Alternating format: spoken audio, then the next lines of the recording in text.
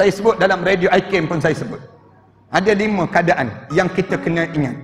Rasulullah sallallahu alaihi wasallam sebut, siapa-siapa yang hidupkan pada malam hari raya, Allah tak akan matikan hati dia di saat mana dimatikan hati orang yang lain. Bila hati kita ni boleh mati? Dalam hidup kita ni ada 5 tempat. 5 tempat ni biasa hati mati. Yang pertama biasa hati ni mati bila tengok malaikat maut. Tengok pandang malaikat maut, mati terus hati. Tak sempat badan mati lagi, hati dah mati dah.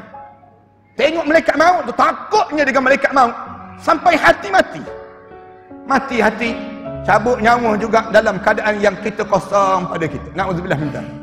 Ni yang pertama. Bila lagi hati ni mati? Bila saat kita mula turun jenazah kita dalam kubur.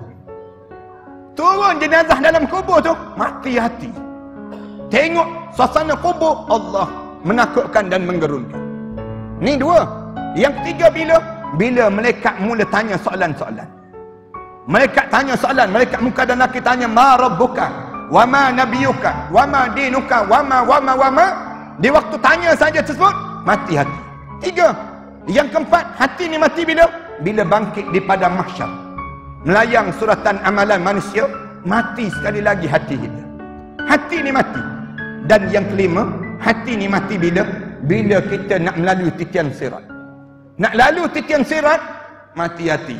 Tengok dengan gaung yang dalam ke bawah, junam pula, bau lagi, kemudian bara api, kemudian di atas titian sirat yang halus, lebih halus Rasulullah sebut daripada selai rambut yang dia belah 7, kata Rasulullah SAW.